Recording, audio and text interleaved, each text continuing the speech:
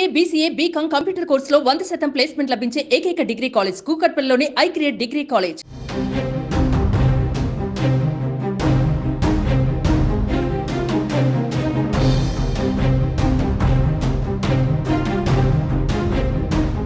గత 5 రోజులుగా రాష్ట్ర వ్యాప్తంగా విస్తారంగా వర్షాలు కురుస్తున్నాయి. ఈ నేపథ్యంలో కృష్ణ నదికి భారీగా వరద నీరు వచ్చి చేరుతూ ఉంది. మొత్తంగా ఇప్పటి వరకు 7 గేట్లనైతే అధికారులు ఎగువ నుంచి దిగువకు ఎత్తి వరద నీటిని విడుదల చేశారు. ఆ వరద నీటిని పంట పొలాల్లోకి వెళ్లే విధంగా అధికారులు ప్రస్తుతం అయితే చర్యలు చేపడుతున్న పరిస్థితి మనం కనిపిస్తుంది. అలాగే రానున్న 2 రోజుల్లో కూడా వర్షం ఇదే స్థాయిలో పడే అవకాశం ఉండడంతో, అలాగే వరద ఉధృతి కూడా పెరిగే అవకాశం ఉండడంతో ప్రకాశం బ్యారేజ్ అన్ని గేట్లు కూడా ఎత్తే అవకాశం ఉంది.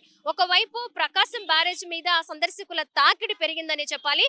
ఎప్పటికీ మీద ఇప్పుడు గేట్లు ఎత్తివేయడంతో కృష్ణమ్మ సోయగాలను, కృష్ణమ్మ పరవళ్లు చూసేందుకు సందర్శకులు అధికంగా బ్యారేజ్ మీదకి వస్తూ ఉన్నారు. ఈ నేపథ్యంలో బ్యారేజ్ కి ఇటువైపున 2 వైపులా కూడా భద్రతను అయితే పెంచారు. బ్యారేజ్ మీద ఎక్కువసేపు నిలబడకుండా, అలాగే ట్రాఫిక్ కూడా కొంత మేరకు అంతరాయం ఏర్పడుతున్న నేపథ్యంలో అది కూడా క్లియర్ చేసే విధంగా పోలీస్ అధికారులు అయితే తగు జాగ్రత్తలు అయితే తీసుకుంటున్నారు. మనం చూసుకోవచ్చు, ఒకవైపు వర్షం పడుతూనే ఉంది, అలాగే సందర్శకులు కూడా బ్యారేజ్ మీద నిలబడి కృష్ణమ్మ సోయగాల్ని తిలకిస్తూ ఉన్నారు.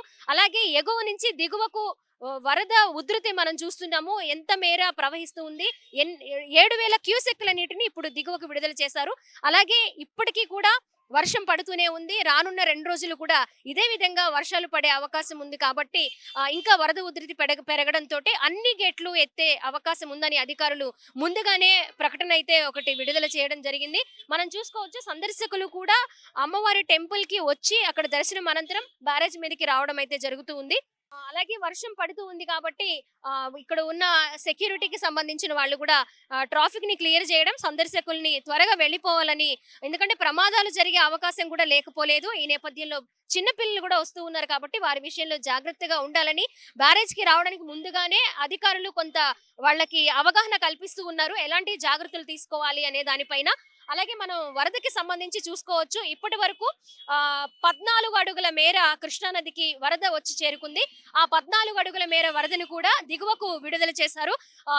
ఈ వాటర్ అన్నిటినీ కూడా పంట పొలాలకు మళ్లించి, ఎందుకైతే పంట పొలాలకు ఈ వరద ఈ నీరు అవసరం కాబట్టి ఆ విధంగా ఎగువనున్న వరదనంతా దిగువకు విడుదల చేసి పంట పొలాలకు మళ్లించే ఏర్పాట్లయితే అధికారులు చేస్తున్నారన్న సమాచారం అయితే మనకు అందుతూ ఉంది. మరి ఇంకా రానున్న 2 రోజుల్లో కూడా ఇదే విధంగా వర్షాలు పడే అవకాశం ఉండడంతో, వరద నీరు పెరిగే అవకాశం ఉండడంతో అయితే మొత్తంగా ప్రకాశం బ్యారేజ్ కి అన్ని గేట్లు ఎత్తే అవకాశం ఉందని అధికారులు అయితే తెలియజేశారు.